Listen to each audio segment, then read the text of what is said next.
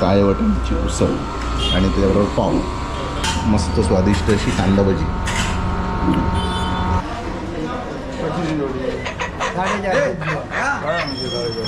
आपण बनवलंय मीठ आणि हळदीचं पाणी.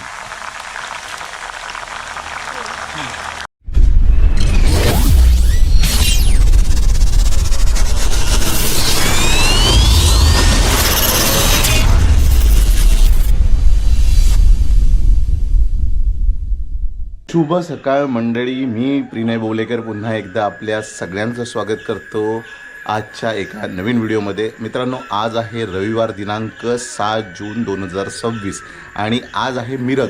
आता मिरग म्हणजे काय, तर पावसाला आजपासून ऑफिशियली सुरुवात होते असं म्हणणं आहे.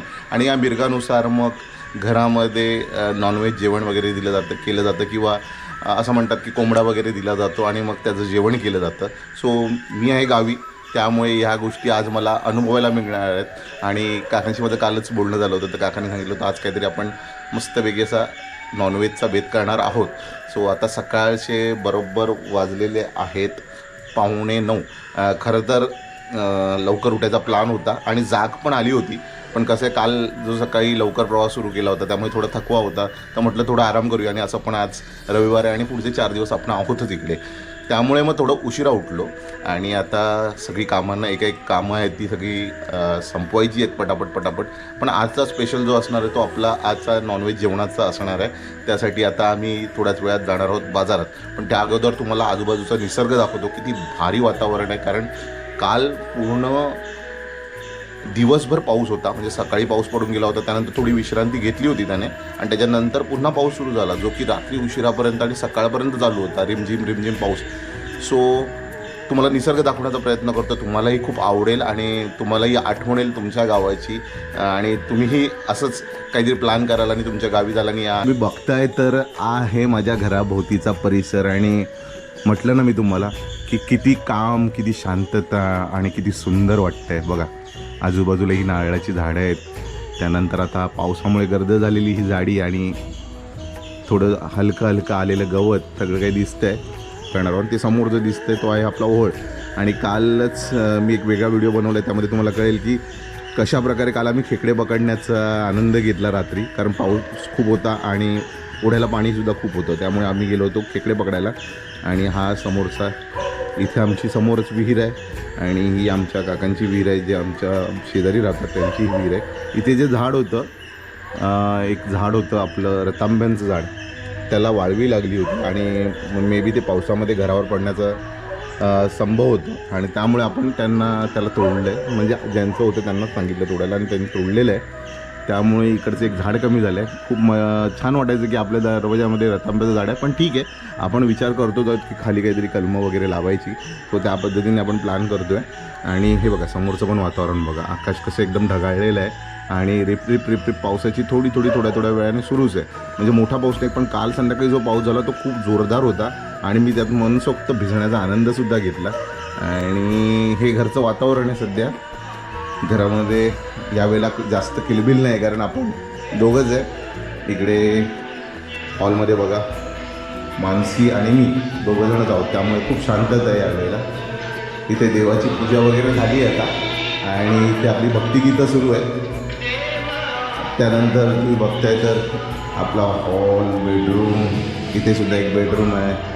त्यानंतर इथे आतमध्ये किचन एरिया आपला आणि इथे चालू आहे चहाची वगैरे लगबग. आता झालेला आहे चहा, पण मस्त असा काळा चहा, गावची स्पेशल कोरा चहा. तर तिथे आपण चूल पेटवलेली सकाळी, कारण गरम पाण्याचा आनंद घेतो आणि गरम पाणी ते नॉर्मल आपल्या गॅसवरचं नको, कारण ते तर मुंबईमध्ये आपण करतो. सो अशा प्रकारे चूल पेटवली होती आणि त्यावरती पाणी गरम केलं होतं. आता आंघोळ वगैरे मस्त, कारण त्या पाण्याने आंघोळ करण्याची मजा वेगळी आहे, जी आपल्या नॉर्मल गॅसवरती किंवा स्टोववरती जे पाणी गरम केलं जातं त्याच्यात नसते. पाऊस पडला आहे, थोडा चिपचिपीतपणा झालेला आहे आणि पुढे प्लॅन आहे की इथे पण काहीतरी चांगलं व्यवस्थित आपण अरेंजमेंट करणार आहोत, पण त्याला वेळ आहे, थोडा वेळ घेऊन आपण त्या गोष्टी करणार आहोत. मंडळी, आपल्या दिवसाची सुरुवात ही चहाने होत असते आणि गावचा चहा म्हणजे काहीतरी वेगळं असतं. कोरा चहा घेतला आहे आणि चहाचा आनंद घेतोय. आलं टाकलेला काळा चहा खूप मजा येते आणि खरी मजा तर या निसर्गाची आहे. चहा तर काय आपण सगळीकडेच घेत असतो, पण या निसर्गामध्ये हा चहा घेण्याचा आनंद वेगळा आहे आणि खूप मजा येते या चहा प्यायला या. बाहेरून आपल्या घराचा नजारा काहीसा असा आहे आणि अशा प्रकारे वरती शेडिंग वगैरे सगळं करून ठेवलं आहे. पावसाची आपल्याला आधीच कल्पना होती आणि पावसामध्ये मग लिकेज वगैरे किंवा पाणी आतमध्ये येऊ नये यासाठी आपण ही सगळी खबरदारी आधीच घेतली होती. आणि अशा प्रकारे आता उठून दिसतंय पावसामध्ये, कारण बाजूचा निसर्ग फार हिरवा झाला आहे, त्यामुळे घर पण त्यामध्ये उठून दिसतंय. बघा कसं दिसतंय. आणि आता आम्ही चाललेलो आहोत आमच्या वेंगुर्ल्याच्या बाजारामध्ये खरेदी करायला. आणि खरं जर बघायला गेलं तर एंट्रन्स आमचा इथून आहे, इथून एंट्री आहे आमची. इथे या पायऱ्या ज्या आहेत इथून आमची एंट्री आहे.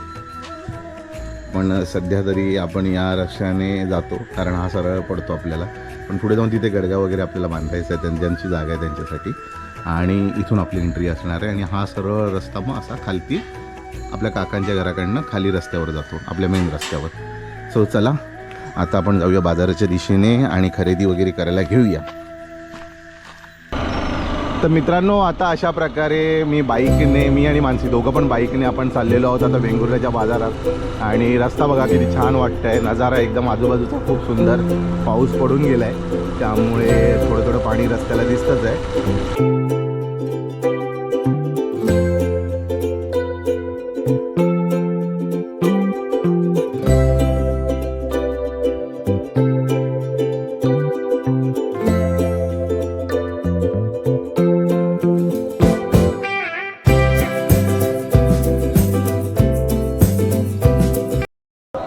आता आपण मार्केटमध्ये आहोत आणि इथे आम्हाला आज गावठी कोंबड्या घ्यायच्या होत्या, त्यामुळे इथे गावठी कोंबड्या भेटतात आतमध्ये मार्केटमध्ये. तर इथे आम्ही आलो. इथे बघा बऱ्याच गावठी कोंबड्या ठेवलेले आहेत. आता बघूया याच्यामध्ये काकांना कुठली योग्य वाटते ती सिलेक्ट करूया आणि घेऊया.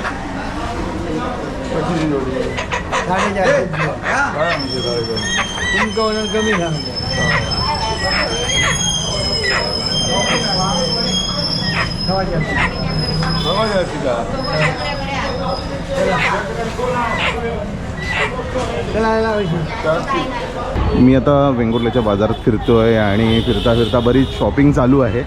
पण वेंगुर्ल्यात आलो आणि इकडची सुप्रसिद्ध असं मांजरेकरांची उसळ खाल्ली नाही, कांदाभजी खाल्ली नाही तर चालत नाही.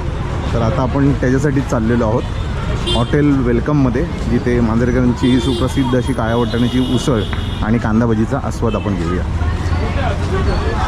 तर हे आहे समोर असलेलं हॉटेल वेलकम.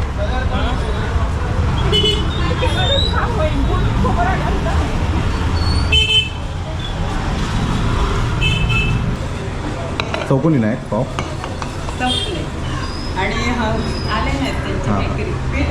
आज चौकोनी पाव नाही, तर आज आपले गोल पाव आहेत, त्याच्यावरती उसळ, त्याच्यावरती भजी. हे समोर खात आहे. तुम्ही काय खाताय? भजी. उसळ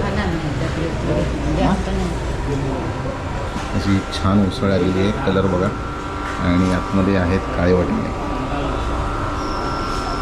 वाटाण्याची उसळ आणि त्याच्याबरोबर पाव, कुरकुरीत मस्त स्वादिष्ट अशी कांदाभजी. कडक प्लान आहे. गरमागरम उसळ पाव आणि त्याच्याबरोबर ही गरमागरम कांदाभजी. वाजलेले आहेत दुपारचे 2:30 आणि बाजारातून आल्यानंतर थोडं ऑफिसचं काम होतं ते वगैरे केलं आणि आता जेवण पण घेतलं. तोपर्यंत काकीकडे मटण म्हणतो आहे मी, गावठी कोंबडीचं चिकन, जे आपण गावठी कोंबड्या घेतलं होतं तर चिकन केलं, ते आता जेवून सगळं झालेलं आहे. आणि पुन्हा एकदा तुम्ही बघताय माझ्या आजूबाजूला तर पावसाचं वातावरण झालं आहे. सकाळपासून पावसाने विश्रांती घेतली होती, जेणेकरून आपण सगळं वेंगुर्ला वगैरे फिरून आलो, जे सामान काही आपल्याला आणायचं होतं ते घेऊन आलो. आणि आता पुन्हा एकदा पाऊस येईल अशी चिन्ह दिसायला लागली आहेत. मी तुम्हाला दाखवतो. तर बघते तर पुन्हा एकदा आकाश मळप झालेलं आहे. आणि इथे एक ट्रेंड असतो की संध्याकाळी ना अचानकपणे ढग जमायला सुरुवात होते आणि मग पावसाला सुरुवात होते. सो तसंच काहीसं वातावरण आहे, पण वातावरण खूप छान आहे, खूप शांत आहे आणि सर्वात महत्त्वाचं म्हणजे थंड आहे. आता काकांकडे आपण एक रेसिपी करण्याचा प्रयत्न करतो आहे, म्हणजे जो माझा भाऊ आहे आनंद, त्याची जी मिसेस आहे ती छान असे सुंदर असे फणसाच्या गऱ्याचे वेफर बनवते. सो आपण आता ते बघायला जाऊया काकांच्या घरी. चला काकांकडे जाऊया. हे सगळे फणस होते जे काका घेऊन आले होते आणि हे कच्चे फणस आहेत जे थोडे दिवस होते पिकायला असे फणस आहेत.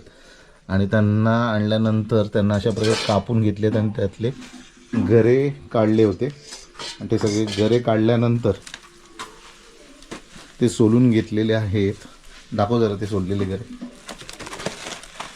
बघा हे सोललेले गरे होते, त्याला व्यवस्थित कापून घेतले बारीक बारीक, जेणेकरून ते वेफरसाठी आता रेडी झालेत. आणि आता पुढची प्रोसेससाठी इथे छान अशी चूल पेटवलेली आहे. बघते तर चूल पेटवली आहे आणि इथे आहे हे हळद आणि मिठाचं पाणी जे की आपण मिक्स करणार जेणेकरून त्याला चांगला खारटपणा येईल. मुंबईमध्ये सगळीकडे सगळ्या गोष्टी गॅसनेच केल्या जातात आणि सध्या युद्ध चालू आहे आणि युद्धामुळे गॅसचे भाव खूप वाढलेत. पण गावी तसं नाही. गावी चूल पेटवून जेवण करण्याचा आनंद वेगळा असतो, त्याला एक नॅचरल फील येत असतो आणि त्यामुळे इथे चुलीवर केलं जातं आणि चुलीवर त्याला छान चवसुद्धा येते. हे कुक आहेत, हे पण कुक आहेत, हे दोन कुक आहेत जे आता आपल्याला रेसिपी दाखवणार आहेत. तर आता चूल पेटवून झालेली आहे आणि त्या चुलीवरती ठेवलेली आहे कढई. त्याच्यामध्ये जे तुम्हाला व्हाईट व्हाईट दिसते ते पाणी नाही, ते तेल आहे, खोबरेल तेल. आणि ते पण 100% प्युअर, कारण ते स्वतः घाण्यावर बनवलेलं आहे. आणि आता तेल गरम होण्याची आपण वाट बघतोय. ते लावू गोया वाटतं घे. नाही नाही नाही त्यासाठी का त्याला चिपकूकच नाही. खै चिपकला जरा अजून सरकं होता. हां आता बरोबर. तर काकी इथे आता हे फणस सोलून त्याचे गरे काढून घेते आणि दुसरं डिपार्टमेंट इथे पूर्ण तळायची प्रक्रिया करणार आहेत. अजून हवी तशी चूल पेटली नाही, धूर जास्त येतोय, आग कमी. आपल्या फणसाच्या वेफरचं फ्राय करण्याचं प्रक्रियेला सुरुवात झालेली आहे आणि याच्यात टाकलेले आहेत फणसाचे कापलेले गरे. आणि चुलीवर तेल गरम केल्याने चांगलं तेल गरम झालेलं आहे आता. आणि त्याच्यामध्ये आता आपण टाकणार आहोत हे जे पाणी आपण बनवलं आहे, मीठ आणि हळदीचं पाणी.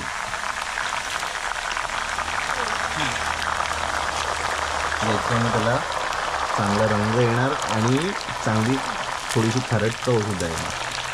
जे आपले गरे भाजून झालेले आहेत आणि अशा प्रकारे कुरकुरीत, आवाज बघा कसे कुरकुरीत आहेत, गरम आहेत. हां अपेक्षा तीच आहे की शेवटपर्यंत अशीच कुरकुरीत राहावे ते. आता दुसरा स्लॉट टाकला आहे परत. खायला या सगळ्यांनी. अजून एवढे तळायचे, एवढे झालेत. तर हे बघा हे आपले काही फणसाचे वेफर जे रेडी झालेत आता ते याच्यात घेतलेले आहेत. आणि क्रिस्पी किती आहेत ते आवाजावरून कळेल तुम्हाला. बघा किती क्रिस्पी झालेत, एकदम छान तळले आहेत. आणि मीठ पण त्याला एकदम मस्त लागलं. हळूहळू थंड वारा व्हायला सुरुवात झालेली आहे आणि बहुतेक आता थोड्याच वेळात पाऊस येणारच आहे. तोपर्यंत समोर बघतो तर समोर ही सुपारीचं झाड दिसते, त्याच्या पुढे हे नारळाचं झाड आहे आणि इथे फुलांची झाडं आहे, इथे सीताफळाचं झाड आहे. आणि इथे बघा हे सीताफळाचं झाड रुजलं आहे विहिरीमध्ये. ही जुनी विहीर होती तिथे हे सीताफळाचं झाड आलं आहे. त्याच्यानंतर हे नारळाचं झाड आहे ते तिथे आलं आहे. अजून छोटी छोटी आंब्याची वगैरे पण दिसतात आपल्याला रुजलेली झाडं ती सगळी. आपला प्लॅन आहे ह्याला आपल्याला तिकडे घेऊन जायचं आहे आणि तिथे लावायचं आहे हे सीताफळाचं झाड वाकलेलं. इथे चिकूचं झाड आहे, चिकूचं. आणि याला छोटी छोटी चिकू लागत आहेत आता आणि मोठे पण आहेत, वरती आहेत पण मोठे. बघताय तर बघा सगळीकडे दिसतंय आणि खूप मोठं झाड आहे चिकूचं. इथे फुलांची ते गुलाबाची झाडं आहेत. तिथे समोर ती सगळी लाकडं जमवून ठेवली आहे पावसामध्ये न्हाणीसाठी, म्हणजे जे पाणी गरम करतो त्याच्यासाठी. तर मंडळी मानसी आता फ्री झालेली आहे आणि नूतन आणि मानसी दोघांनी मिळून हे एवढे असे केळ्याचे वेफर्स म्हणजे गऱ्याचे वेफर्स बनवले आहेत आणि बघा काय भारी क्रिस्पी झालेले आहेत सगळे आणि गरमागरम.